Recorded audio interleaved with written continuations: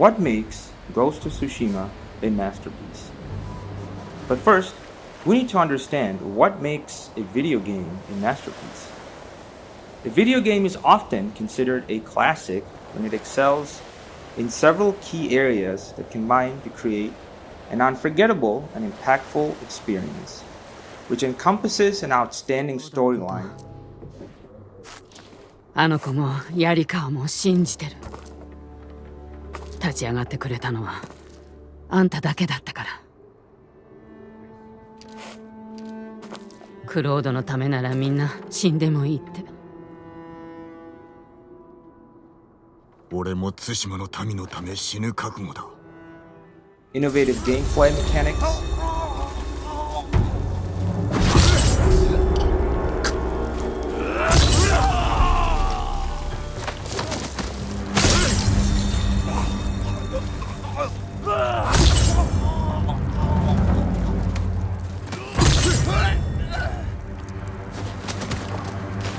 artistic direction,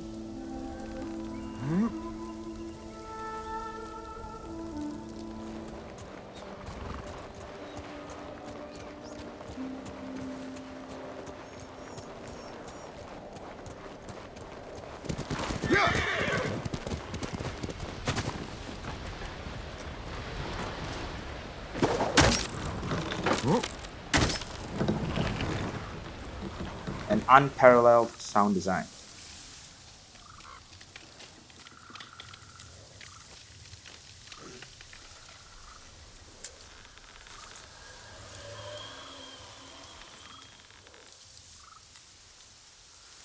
So once again, we asked the question that, what makes Ghost of Tsushima the perfect classic? Now you guys might be thinking that the glaring answer would be its picturesque scenery, the unending palette of colors that engrosses your eyes whenever you look in the screen full of blossoms, the complacent grasslands swaying, bowing to the heavy gusts of the wind, the subtle murmur of the trees,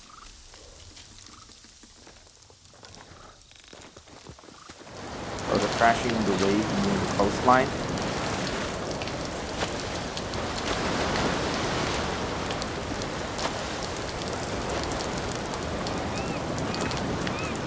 but no, I think, in my opinion, there are some delicate underlying features that pertinently acts as a balustrade for this magnum opus. Allow me to elucidate. Now, before I begin, there's a quick word of disclaimer. I have only 12 to 16 hours of total playtime on this game since it released on PC, so some opinions, or maybe all of them pointed here, might be subjected to some questions or is untrue. If you think the information provided in this video is false, do correct me in the comments down below. Now let's begin. Alright, number 1. Abrupt encounters. Multifaceted confrontations occur when you're on horseback, roaming the countryside, which may include a Mongol squad, which you can have a standoff with, hostages being held captive on the road by both the Mongols and the Straw Hatters,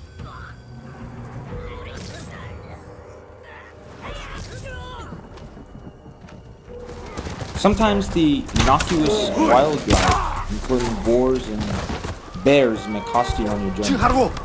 But then, the most important of them all is nature. Just like in real world, you'd cease to look at the magnificent sunrise or the sunset, or the incandescent full moon beaming its light down on the bed of violent chrysanthemums.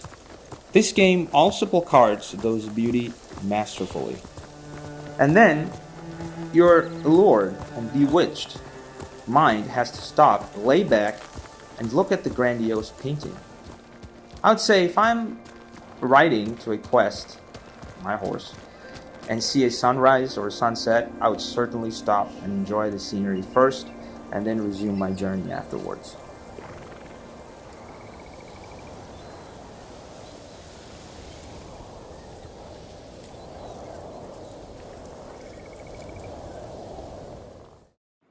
On number 2, we have fox dens. Now, these lovable little fellows are everywhere. It just wants you to follow them to their den, and in return, you get a charm. They're called the Inari shrines, which, according to Japanese history, Inari is the kami of foxes, fertility, and agriculture, among other things, and generally represents success. Now, apart from this obvious lagniappe or gift, the precarious locations of these dens and the minute details of some of these shrines are immaculate. But then the devs knew that once we're done with the shrine, we're going to want to pet the fox. So they fortunately made that as an option. I will pet them every chance I get. Shinto shrines. Shinto shrines are locations in Ghost of Tsushima that Jin can explore to earn charms. Once again, despite the gift at the end, the path to reach the shrine itself is filled with an intrepid adventure. The journey to the shrine itself is lengthy, but in a good way, so you can stop and look around after every successful jump or jump roping. I'm not gonna lie, but I always, for some reason, miss when I jump from one end to the other and have to start back up again. But when you reach the top of the mountain or a small hill, the camera pans out and gives you this outstanding view of the place where you're standing, and that just makes the game more picturesque and more immersive, really.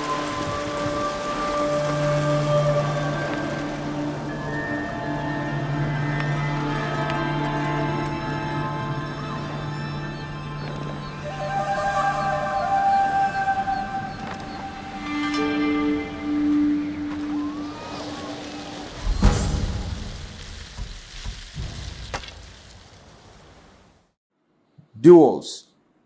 One of the most underrated part of the game, where apart from the standoff, you can one-hit kill 3 or more enemies, depending on what armor set you have on.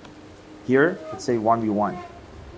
Now, unless you're doing the 6 Blades of Kojiro Mythic Tale, where you have to fight 6 Straw Hat Ronins, spread out throughout the Toyotama region, you won't be able to duel anybody. You may stumble upon these Ronins while you're discovering the region. Or another possibility is when you free an entire fort or village, you get to have a duel with the main Mongol leader there. But what makes the duels more alluring is the cutscenes in the beginning and at the end. The surroundings are diverse, ranging from the flower-stricken land under the waterfall, mixed with crashing waves, night times, etc. But when you win, Jin sheaths his sword and it looks extremely badass. It makes you feel badass. Like you just had a Mexican standoff and you won, but it's in Japanese style in feudal Japan.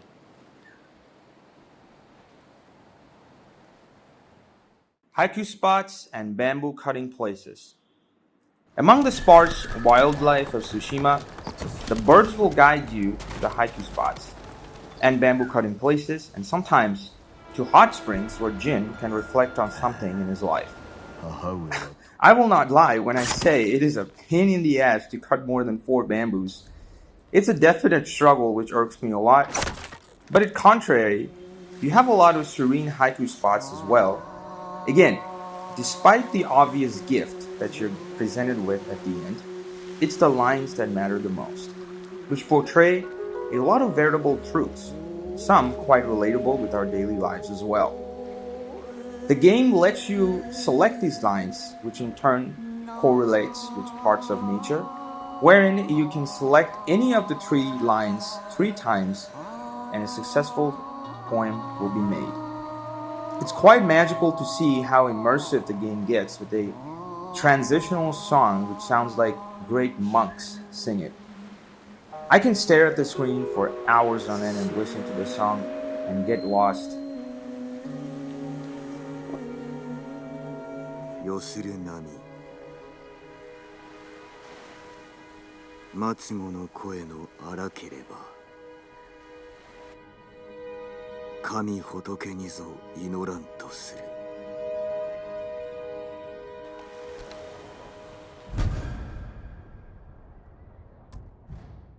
Mythic Tales. Mythic Tales are side quests that Jin Sakai can embark on as he fights against the Mongol Empire presence in Tsushima. Mythic Tales follow a legendary story and involve exploration that yields exceptional abilities, armor, and weapons. You can start a mythic tale by interacting with a musician in certain regions around Tsushima. Once you do it, it will play a cutscene full of grandiose, old Japanese-style animated paintings related to the particular mythic tale. The legends and demons that the tale entails are vividly depicted in the entire animated short movie. It is definitely another underrated part of the game which clearly boasts both narrative storytelling and lucrative artwork. These legends missions are also a reason to explore some of the most obscure parts of Tsushima. The tale ends up with a duel, and you're consequently rewarded with a diverse series of items ranging from abilities to weapons. 志村の父も弟どもも槍川秘伝の憤怒の前に倒さるる。なれど堺の助くれば志村乱を鎮め時折公を滅ぼせり。末後の息で時折公苔の下よりよみがえり志村を討たんとキス。いまだ元槍川の社には時折公への捧げ物絶えざる。民が願うは志村の死。時折公の怨霊は憤怒の前にて受けたもう。 Side stories. The main protagonist, Jin Sakai, and his obstinate objective to save his uncle and overthrow the Mongols is portrayed painstakingly well in this game. The journey, which imbues hope and power among the players, is really incredible. But the quests given by the side characters, including Kenji, Taka, Yuna, Norio, Masaka, Ishikawa, Shimura, is equitably more immersive and pertinent. They feel like a real story in itself, once again adding more depth and immersion into the game. Now, I won't be going into detail on ranking the side quests, but it's peremptory to lay out that even if you're not busy doing the main missions, you can indeed get lost in the carefully threaded side quests. Now, these are some of the reasons that makes Ghost of Tsushima a masterpiece, in my opinion. If you have any more points, feel free to add them in the comment sections down below. Until then, I'll catch you guys in the next video.